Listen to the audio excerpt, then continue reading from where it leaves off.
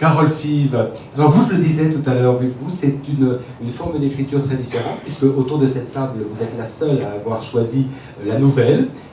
Voilà, des textes très courts pour certaines, et puis d'autres qui sont plus longs. Est-ce que c'est un exercice extrêmement différent? Mais vous êtes plasticienne, et je me suis demandé aussi si, dans votre création de plasticienne, est-ce qu'il y a une résonance entre votre travail d'écrivain?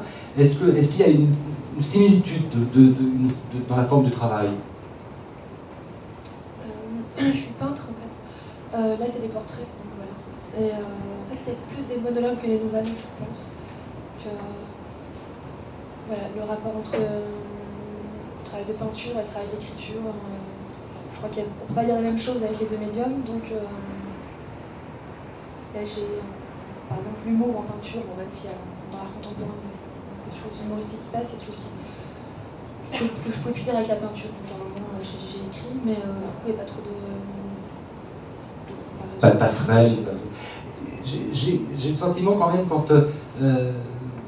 je voulais dire ça, c'est parce que je me suis demandé véritablement, puisque j'ai lu vos livres en même temps, si vous voulez, et je me suis dit que évidemment les romanciers ont le temps de s'attacher à leurs personnages, de les faire évoluer. Et je me disais, mais vous, la novelliste, est-ce qu'il n'y a pas une espèce de frustration de quitter ces personnages très vite, alors qu'ils pourraient vous envahir et vous pourriez envie de leur donner vie plus longuement?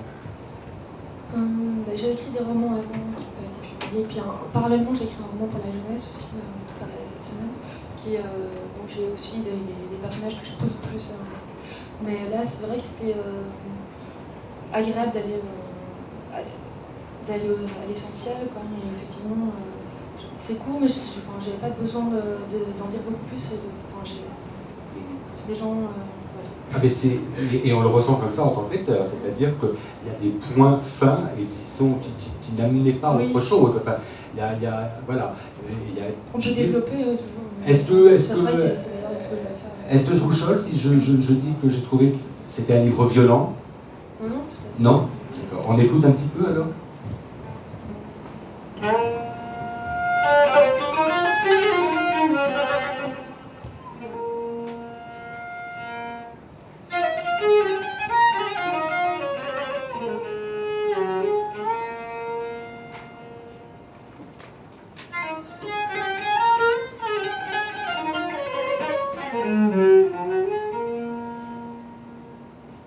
Sans voile.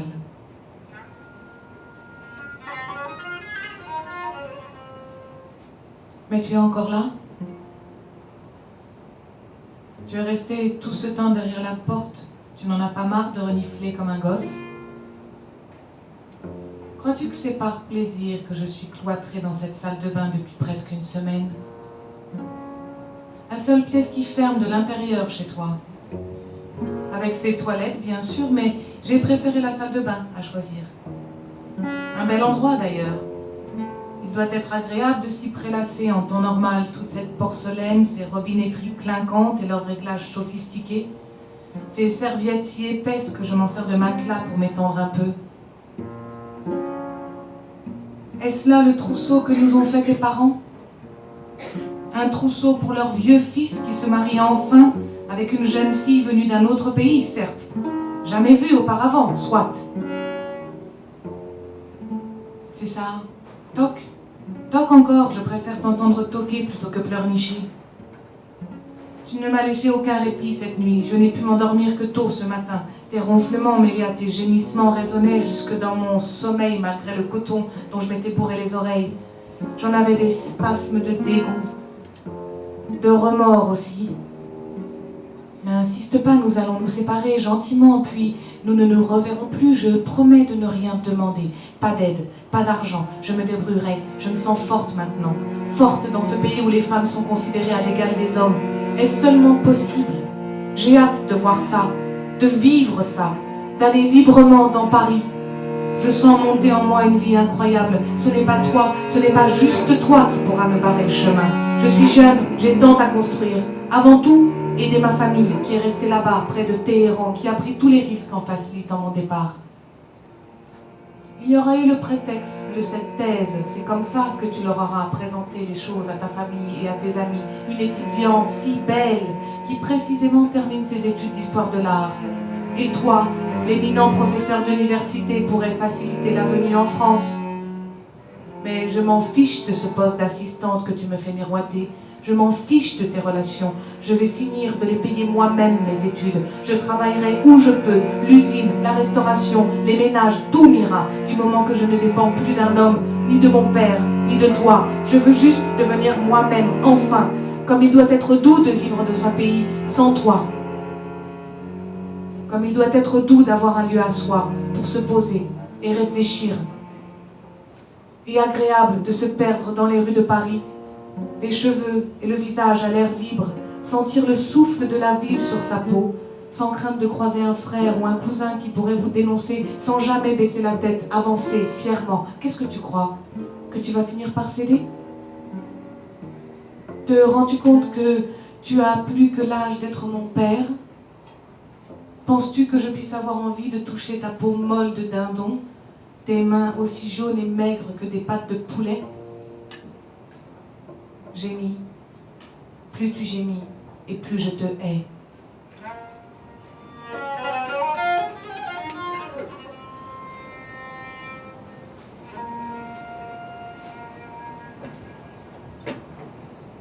Le dénominateur commun, et là on vient de l'entendre un tout petit peu de toutes ces nouvelles, c'est quand même, il y a toujours ce moment précis du moment le plus important de la vie. Est-ce que c'est comme s'il y avait quelque chose qui était la chose primordiale, qui construit les êtres ou qui les détruit? C'est pas vraiment conscient, mais c'est vrai, oui, c'est les moments un peu déclencheurs qui, peut-être, enfin, pas forcément, mais donnent l'impression de construire une personnalité ou de déterminer le sens d'une vie à un moment donné, des choses vraiment, des moments. Tout à l'heure, vous me disiez que quand j'employais le mot introspection, vous disiez qu'il était probablement trop fort, mais que néanmoins votre travail dans l'écriture était plutôt centré sur une recherche personnelle plus. Est-ce que ça veut dire qu'il y a beaucoup de vous? Est-ce que c'est une façon de vous livrer? Et est-ce qu'on doit lire ces nouvelles en se disant qu'on va découvrir l'auteur derrière? Non, parce qu'il y a quand même 31 personnes différentes, donc je serais plus que schizophrène si c'était moi. Mais, vous avez une vie plus facile quand même.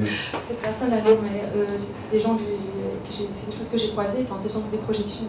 Mais donc, en ce sens-là, c'est beau pour ça. Moi, je sais pas exactement la part de moi et de l'autre, mais là, c'est cette personne, par exemple, quelqu'un que j'ai croisé, j'ai imaginé un peu sa vie, mais. J'ai lu un papier sur votre livre et le journaliste disait que Carole Fives c'était un livre optimiste. Et j'ai été surpris. Et en même temps, je me suis dit qu'il y avait peut-être de l'optimisme quand même, parce que tout le monde, tous les héros de ces nouvelles, réussissent à continuer, réussissent à aller plus loin et réussissent à surmonter. Voilà, on vient de l'avoir là, cet exemple, non? J'étais surpris par l'optimisme, alors je l'ai cherché, je me suis dit, bon, Ouais, moi aussi. vous aussi, ça vous surprend? Non, je crois que oui. Non, il disait peut-être qu'il y avait une apparence, une apparente joyeuse. Mais qu'en fait, derrière ça, il y avait... Donc il y avait du cynisme, Ouais, c'est ça. Ouais. voilà, qu'il y avait du cynisme, du cynisme et de Ils l'optimisme. essayaient tous de garder la face, quoi, mais de donner le change, mais en fait, c'est pas... Voilà, malgré le tragique, effectivement, la vie continue, mais bon, quand même pas. Et non, mais... par contre, un livre optimiste, non, je pense pas. Non. Je pense que pour le lecteur, peut-être, parce qu'effectivement, il voit des gens qui viennent de l'extérieur, des gens qui sont un peu brisés, donc ça peut donner aussi des clés sur... Enfin, de l'extérieur, eux, ils sont pris dans leur propre problématique, etc. Ils sont dans le noir, comme cette héroïne, mais le lecteur, non. Donc peut-être que de l'extérieur, voilà. Mais moi, ce que j'aime bien, c'est de comprendre ce qui se passe dans chaque vie qui fait que les gens sont comme ils sont, en fait. C'était un peu ce que j'ai fait dans ce recueil.